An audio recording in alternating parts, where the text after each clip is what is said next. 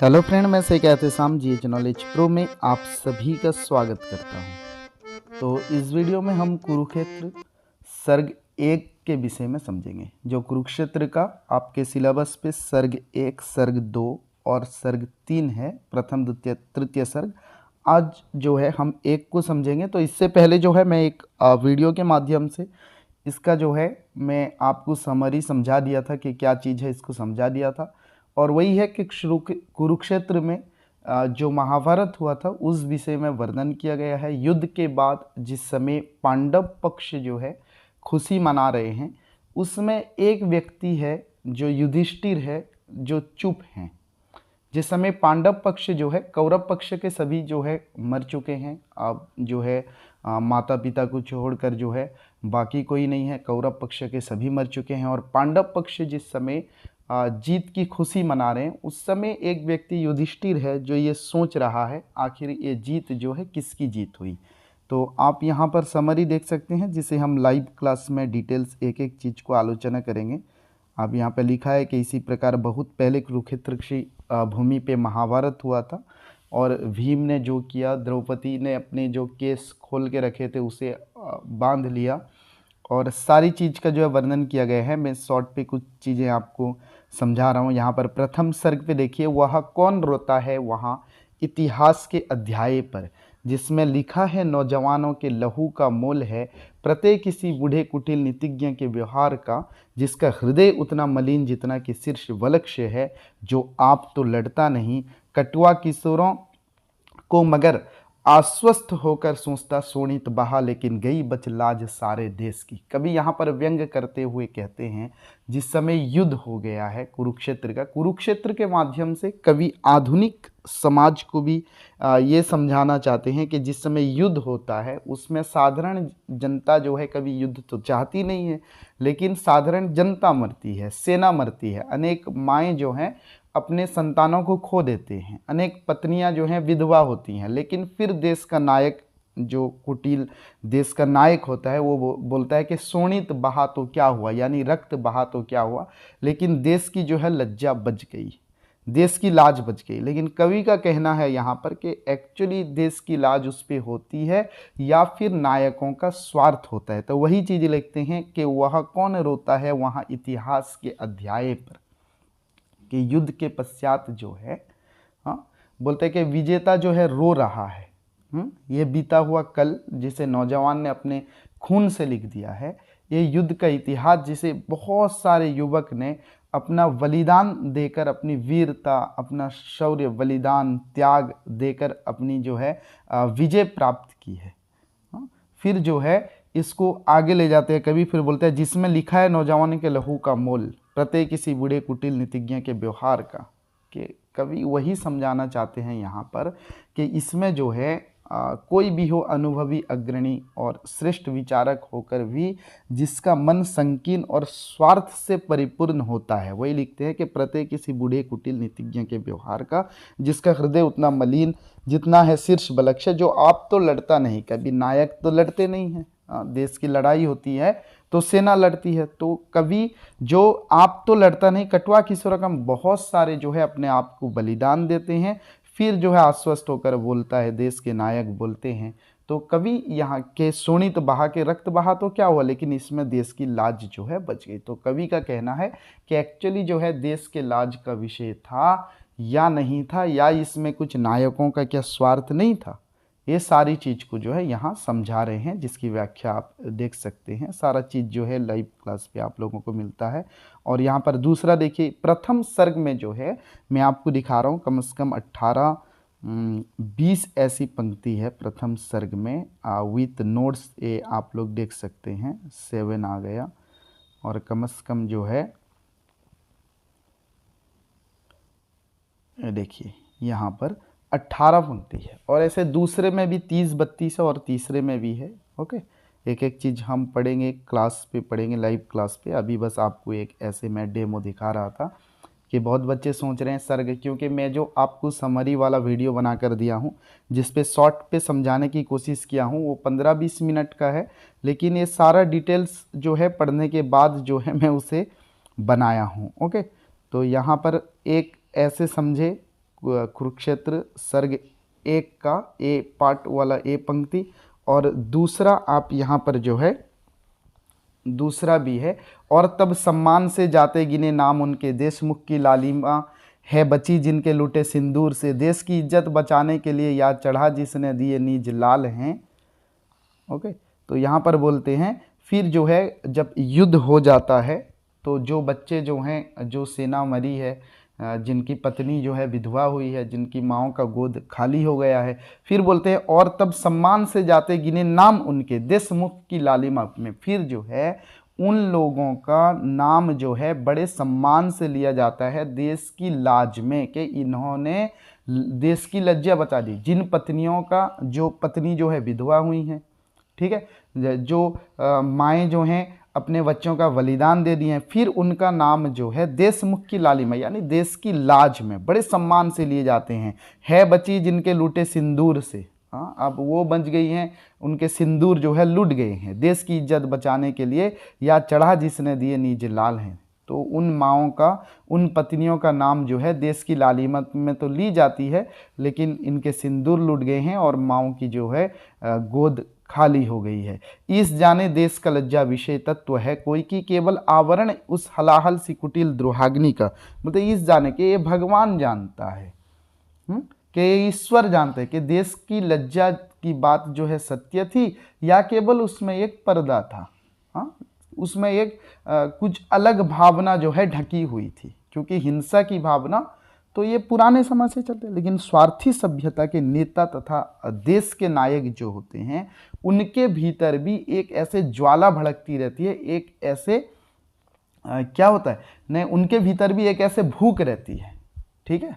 तो उस चीज़ को समझाते हैं कि इस जाने देश का लाज विषय तत्व है कोई, केवल आवरण उस हलाहल सी कुटिल द्रोहाग्नि का जो कि जलती आ रही चिरकाल से, कि नेता के अंदर भी एक ऐसी भूख होती है, एक ऐसी जो है बड़ी भयंकर शत्रुता की भावना होती है जो इसके पीछे ढकी होती है, लेकिन लड़ते वक्त जो है आदमी यही सोचता है कि देश का लाज ही विषय है। विश्व मानव के हृदय निर्दोष में मूल हो सकता नहीं द्रोहाग्नि का, चाहता लड़ना नहीं समुदाय है, फैलती लपेटे बिसेली व्यक्तियों की सांस से। बोलते कोई समुदाय जो है लड़ना नहीं चाहता है, बोलते संसार भर का कोई भी समुदाय के हृदय में किसी के लिए शत्रुता नहीं है, कभी यहाँ बोलते हैं। तो इसलिए युद्ध की भावना जो होता है, युद्ध का कारण जो होता है वो उनके हृदय में होता है। नायक को यहाँ पर बोला गया है जो देश का प्रधान होता है। किसी भी देश की जनता बोलते हैं युद्ध करना नहीं चाहती, तो ये जो है अतः ये प्रमाणित होता है कि कुछ गिने चुने व्यक्तियों के जीवन से ही युद्ध की भयंकर भावना जो है प्रकट होती है। चाहता लड़ना नहीं समुदाय है, फैलती लपटें बिसेली व्यक्तियों की। एक एक चीज को मैं आपको जो है समझा दूंगा क्लास पे, देखना। हर युद्ध के पहले दिव्य लड़ती उबलते क्रोध से, हर युद्ध के पहले मनुज है सोचता क्या शास्त्र ही उपचार। तो द्विधा लड़ती है उबलती क्रोध से, जिस समय आदमी गुस्सा होता है।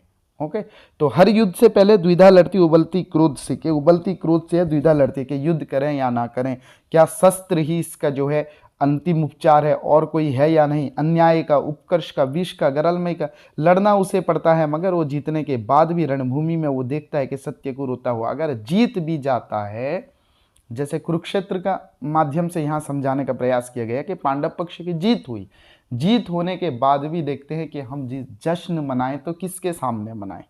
तो ही बोलते हैं कि लड़ना उसे पड़ता, मगर वो जीतने के बाद भी रणभूमि में वो देखता है कि सत्य को रोता हुआ। वो सत्य है जो रो रहा इतिहास के अध्याय में, विजय पुरुष के नाम पर कीचड़ नयन का डालता हुआ। बोलते हैं जीतने के बाद भी देखता है कि रणभूमि में सत्य जो है रो रहा है। यानी बहुत सारे जो है जीवन, बहुत सारा जीवन जो है गंवा चुके हैं बहुत सारे लोग। तो वो देखते हैं कि जिस चीज के लिए मैं लड़ा था, क्या उस चीज मुझे प्राप्त हुआ कुरुक्षेत्र में। ओके, तो एक एक चीज तो समझेंगे, फिर अभी और कुछ देख लीजिए। यहाँ पर उस सत्य के आघात से है झंझना उड़ती सीसाएं प्राण के सहाया सी, सहसा विपंची पर लगे कोई अपरिचित हाथ ज्यों वो तिल में लग। बोलते वो सत्य देखने के बाद, जो सत्य रणभूमि पे देखता है कि बिल्कुल जो है कितने लोग मरे हैं, कितनी माँओं का जो है गोद खाली हुआ है, कितने शोणित बहे हैं, कितने रक्त बहा है, उसके बाद उसका हृदय ऐसे झंझना उड़ता है। तो यहाँ पर लिखते हैं जैसे सहसा विपंची पर लगे कोई अपरिचित हाथ ज्यों है तिलमिला उड़ता है। जैसे कोई वीणा पर कोई हाथ लगने पर जैसे तिलमिला उड़ती है वीणा सी आवाज, तो ऐसे ही हृदय भी जो है तिलमिला उड़ता है, ऐसे ही हृदय तिलमिला उड़ता है। सहसा हृदय को तोड़कर करती प्रतिध्वनि प्राणगत अनिवास सत्य घात की नर का बहाया रक्त है भगवान मैंने क्या किया। फिर सोचते हैं कि मैंने इतनों का रक्त बहाया, मैंने ये क्या कर दिया। ये जो है आप उसकी व्याख्या है ये चीज। ओके, फिर आगे ये कविता जो है बढ़ती है। लेकिन मनुज के प्राण शायद पत्थरों के हैं बने, इस दंश का दुख भूल कर होता समर आरूढ़ फिर मारता मरता विजय पाकर भाता। बोलते मनुष्य यानी मनुष्य के जो है प्राण, इंसान के जो है प्राण बोलते हैं पत्थरों के हैं बने। लेकिन मनुष्य के प्राण शायद पत्थर, क्योंकि वो सारा चीज जो है भूल जाता है मनुष्य। बोलते हैं उसके प्राण जैसे जड़ हैं, उसके प्राण जैसे पत्थर हैं, इसलिए तो वो इस चोट की पीड़ा को बोलकर फिर से युद्ध करता है, शत्रुओं को मारता है, स्वयं मरता है, फिर विजय प्राप्त करता है, फिर वैसे दुखी हो जाता है, फिर आंसू बहाता है।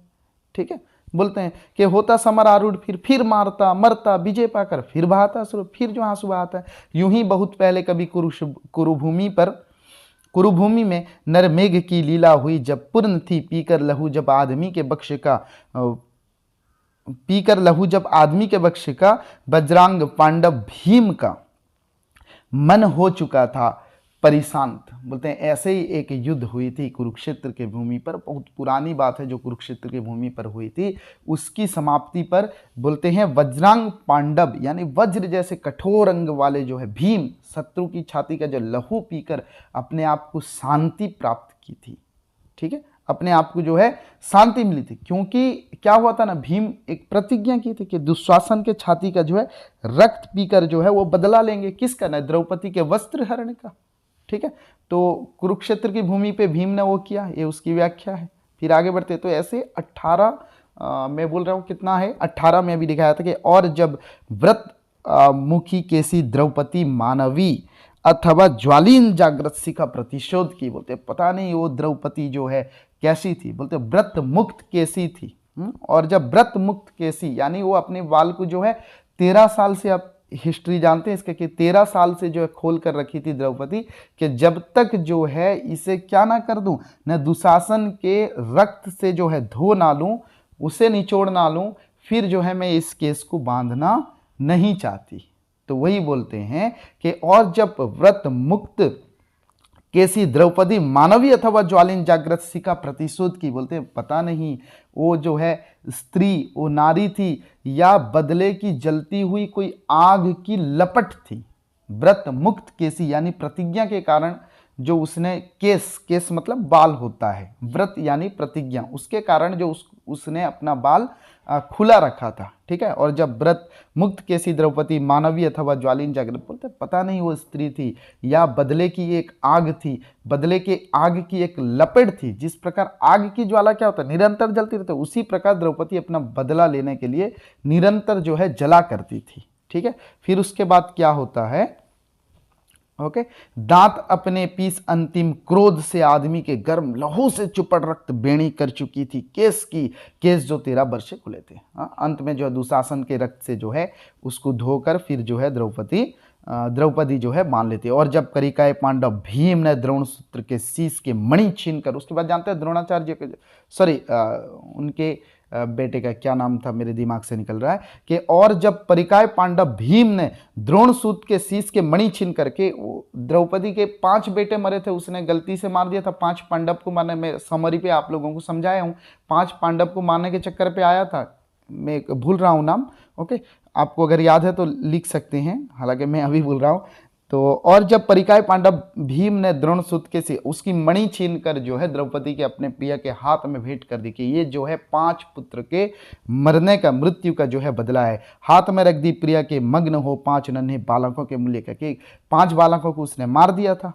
ठीक है, अब जो है क्या किया ने, मणि छीन कर जो है हाथ में दे दिया। कौरवों का श्राद्ध करने के लिए याकी रोने की चिता के सामने शेष जब था, रह गया कोई नहीं एक वृद्ध एक अंधे के सिवा। अब जो है कौरवों का श्राद्ध करने के लिए, यानी उनके चिता के सामने रोने के लिए। बोलते कोई नहीं बचा था, सिर्फ जो है उनकी माँ, बुढ़ी माँ थी एक, मैं भूल रहा हूँ, और उनके पिता जो हैं वो धृतराष्ट्र, ठीक है, अंधे पिता थे, ठीक है, गांधारी, हाँ, उनकी माँ गांधारी और पिता जो हैं धृतराष्ट्र थे। इनके सिवा जो है कौरवों के पास कोई नहीं बचा था, इनके सिवा जो है कौरवों के चिता के सामने रोने के लिए, उनका श्राद्ध करने के कोई नहीं बचा था। तो कवि यहाँ पर व्यंग करते हैं, आगे भी बहुत सारी है आप देखना, कवि यहाँ पर व्यंग करते हैं कि युद्ध जो होता है फिर क्या होता है। ये तो जीतने के बाद भी युधिष्ठिर क्या है, ये ना युधिष्ठिर वहाँ पर जो है चुपचाप हो जाते हैं। जैसे कि यहाँ देखना,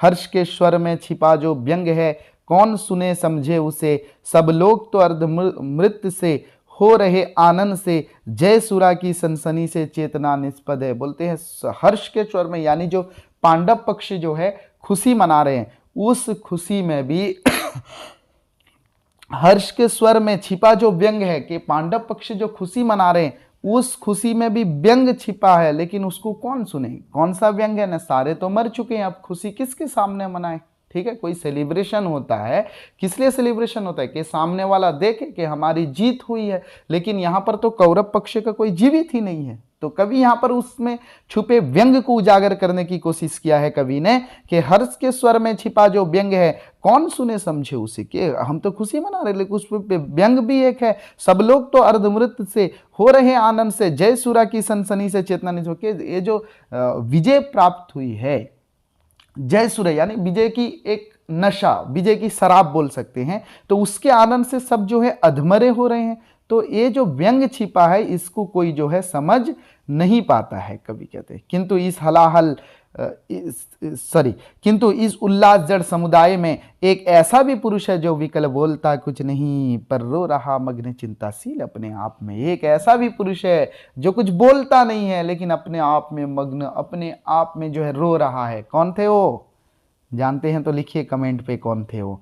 सत्य ही तो जा चुके सब लोग हैं दूर, ईर्ष्या द्वेष हाहाकार से मर गए जो वे नहीं सुनते इसे, हर्ष का स्वर जीवितों का व्यंग है। बोलते हैं सब तो सत्य जा चुका, जो मर चुका है वो थोड़ी इसे सुनता है कि आप किस प्रकार सेलिब्रेट कर रहे हैं उस चीज को। सत्य ही जो जा चुके सब लोग हैं, सत्य है सब लोग जा चुके हैं, ये ईर्ष्या द्वेष हाहाकार से सब लोग जा चुके हैं। मर गए जो वो नहीं सुनते इसे, जो मर गए हैं वो कहाँ सुने ईश्वर को कि आप क्या कर रहे हैं वहां पर। हाँ, आप मातम मना रहे थे, आप खुशियां मना रहे हैं। हर्ष का स्वर जीवितों का व्यंग है, ये जो स्वर है ना ये जीवितों का व्यंग है। स्वप्न सा देखा सुयोधन कह रहा है, एक स्वप्न सा ऐसे लगता है युधिष्ठिर को कि सुयोधन कह रहा है कि ओ युधिष्ठिर, हम तो सिंधु के पार हैं, हाँ तुम किसे चिढ़ाओगे, हम तो वहां से आ गए, हम सिंधु के पार हैं। यहाँ पर पता चलता है कि कुरुक्षेत्र की भूमि के कभी महाभारत हुआ था इतना याद आता है, अब क्यों हुआ क्या हुआ ये सब चीज याद नहीं आता। ऐसे युधिष्ठिर को लगता है कि सुयोधन जो है ऐसे उन्हें व्यंग करता है। ओके, तो ये इतना सा रहा और मैं आपको जो है लाइव क्लास पे जो है डिटेल्स आप लोगों को पढ़ा दूंगा। और ये 3 सर्ग है, रक्त से सींच कर समर की मेदिनी हो गई है लाल, नीचे कोस भर और ऊपर रक्त की खरधार में तैरते हैं। बोलते इतना महाभारत पे रक्त बहा था, हाँ बोलते रक्त से सींच कर समर की मेदिनी हो गई है लाल, नीचे कोस भर, कि जमीन जो है रक्त को सींच कर नीचे तक जो है लाल हो गई थी। यानी सोचिए महाभारत यहाँ पर जो है कवि वही बोलते हैं, इस पंक्तियों के माध्यम से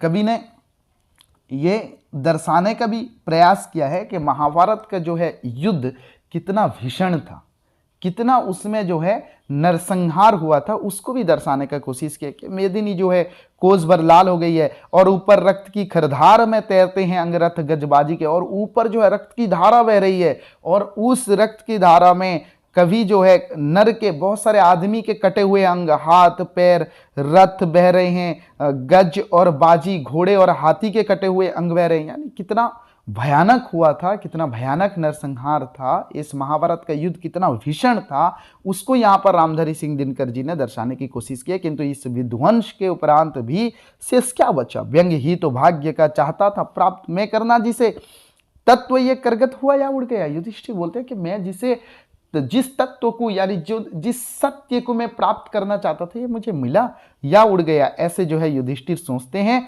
और अंत में जाकर पहुंचते हैं कहां पर, न पितामह भीष्म के पास पहुंचते हैं युधिष्ठिर। वहां से जो है पहला सर्ग समाप्त होता है। फिर दूसरा सर्ग जो है वहीं से शुरू होता है। वज्र सा कुछ टूटकर स्मृति से गिरा, दब गए कौन्तेय दुर्वह भार से, दब गई वो वृद्धि जो अब तक रही खोजती, कुछ तत्वरण में भस्म भर गया ऐसा हृदय, दुख दर्द से फेन या बुदबुदा नहीं, उसमें उठा खींच कर उच्चवास बोले सिर्फ वे पार्थ कि मैं जाता पितामह पाश हूं, और हर्ष निराद अंत शून्य सा लड़खड़ाता मर रहा था वायु में। अंत में वो कुछ ज्यादा बोलते नहीं है, बोलते मैं जो है पितामह भीष्म के पास जाता हूँ, वज्र सा कुछ टूट कर स्मृति से गिरा, जो युद्ध की विभीषिका थी, चिंतन करते हुए युधिष्ठिर जो है हर चीज को चिंतन करते हैं युधिष्ठिर कि वो अभिमन्यु का जो है खून, उस चीज को भी चिंतन करते हैं। युद्ध भूमि की मिट्टी में से कुछ तत्व जो है खोज, उसके खोज में अभिमन्यु के दुख में जो है जब सोचते हैं कि ये जीत हुई, फिर अभिमन्यु का जो है दुख भी उन्हें सताने लगता है। ये सारी चीज सोचने के बाद अंत में यहाँ देखिए सर्ग 1 जो है यहाँ पर कंप्लीट होता है। और यहाँ पर देखिए बोलते हैं कि खींच कर उच्चवास बोले सिर्फ वो पार्थ में जाता पितामह के पास हूँ। अपने आप में एक मायूसी उदासी लेकर वो बोलते हैं कि मैं जा रहा हूँ पितामह के पास, यानी पितामह भीष्म के पास। और हर्ष निषाद अंत शून्य सा, अब जो है क्या हो रहा है ने, ये जो मना रहे थे हर्ष निनाद जो था वो शून्य सा प्रतीत होता है, लड़खड़ाता मर रहा था वायु में, क्योंकि इनके शिविर से, पांडवों के शिविर से जो एक हर्षनाद उड़ता था वो जो है कौरव पक्ष तो अब नहीं है, वो जो है कुरुक्षेत्र की भूमि पर घूमता फिरता जैसे व्यंग करता हुआ फिर से लौट आता था, यहाँ पर पांडव के पास जो है फिर से लौट आता था। तो ये अंत में जो है युधिष्ठिर एक अकेले व्यक्ति थे जो ये सारे व्यंग को जो है समझते थे, और अंत में युधिष्ठिर वही कहकर जो है चले जाते हैं कि मैं जाता हूं पितामह भीष्म के पास। जाकर पितामह भीष्म के पास पहुंचते हैं। फिर दूसरे सर्ग पे जो है आगे क्या होता है हम देखेंगे, लेकिन पहला सर्ग का ये जो है मैं इससे पहले समरी भी आप लोगों को समझाया था और यहाँ पर कुछ चीज़ का भी डिस्कशन कर दिया। आगे जो क्लास से जुड़ेंगे सभी चीज़ का जो है आलोचना करेंगे हम। ओके, तो नेक्स्ट मिलते हैं फिर किसी वीडियो में आप लोगों के साथ। तब तक के लिए आज्ञा दीजिए। जय हिंद।